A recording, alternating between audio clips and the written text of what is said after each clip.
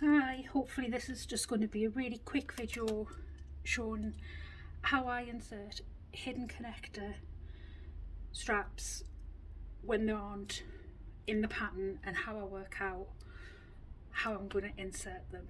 So I've already done my connectors. This is just a 1-inch connector. It was originally 2 inches, lined down the middle, folded into the middle and top stitched.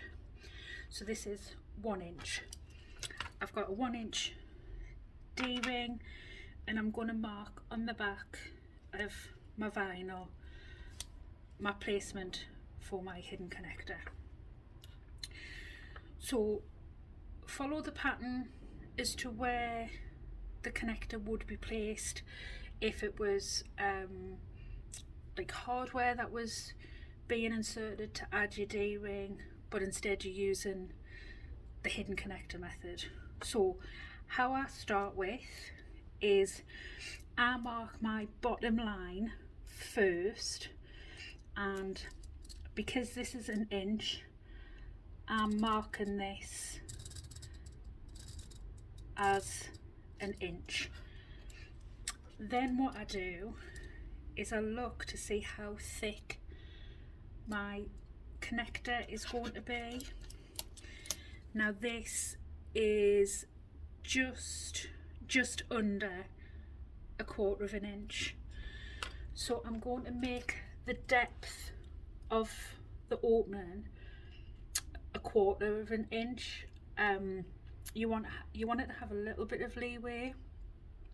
You don't want it to have so much leeway that it's too much and that connector will sort of like gape within the opening and you'll see the holes, but you don't want it so tight that it'll pucker. So 1/4 inch is going to work perfectly with this. So I'm just going to line up the 1/4 inch marking on my ruler with the line that I've already drawn and just draw another line along.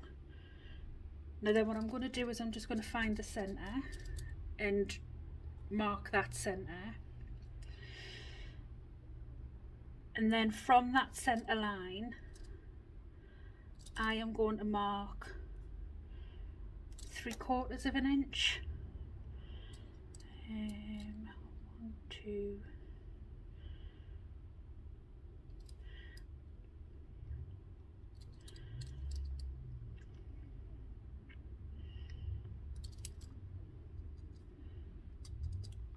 right, sorry, that's my 3/4 inch.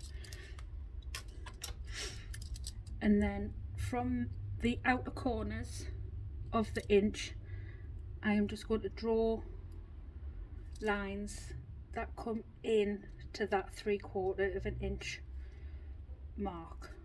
So you should have something that kind of looks like that at this point.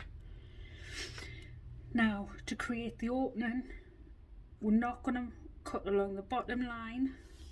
What we're going to do is we're going to cut along these 2 diagonal lines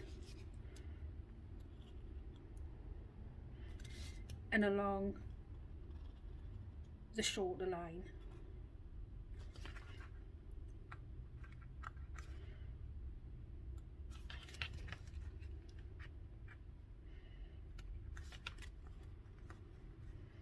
Just to create the opening as such.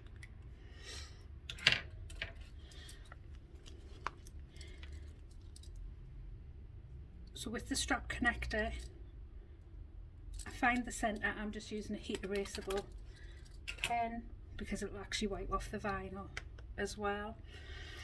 And then I'm first going to install it with the right side of my fabric facing up and the shorter part of my hidden connector facing up. This needs to be towards the top of the bag. So obviously if this was zip, this would be the way that you would install your hidden connector. So this just gets fed in, and I literally take it so that it sits at that halfway mark. Make sure that it's sitting nice and straight, and then I'm going to turn it over and I'm going to stitch it between these two marks here, so between those 3/4 of an inch marks, and I'm going to stitch that about 1/8 of an inch away from the edge, and I'm just going to stitch that on a construction stitch length, so about 2.5.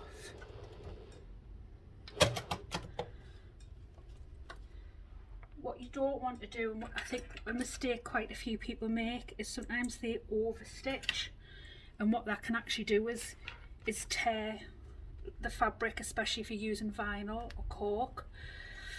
So I'm just going to feed the D-ring on, flip the connector over and feed it back through. So you can see it's fairly snug, but it's not so snug that it's pulling. I haven't got any openings at either end, so I'm just going to adjust this down till I'm happy, which I think is about there. I want this D-ring to be sitting so it's flat. I don't want to pull it so tight that it pulls the D-ring up and makes this sit crooked. So I want it to sit about there. I'm happy with that. So I'm then going to make sure that my connectors are lined up underneath. I'm going to nip this little tab underneath where I want it to be and just lift that out of the way. Now you'll see I've actually got my zipper foot on, and that's so I can get quite close to the edge here, and I'm just going to put that underneath and get as close as I can, and I'm basically going to stitch along that bottom line, which is one of the reasons why I draw it in, so that I can follow it when I'm sewing. So again, I'm just using a construction stitch of about 2.5. I'm just back stitching at the front and at the back.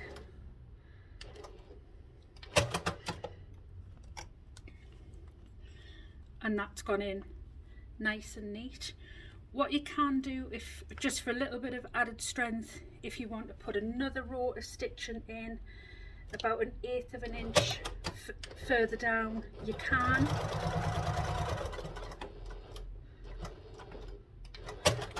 I wouldn't put too many rows of stitching here, like going backwards and forwards all of the time, because what you'll do is you'll just basically put lots of holes in and weaken it. You can put rivet in if you want to add a rivet in just to make it stronger, but that is how I install connectors into my bags.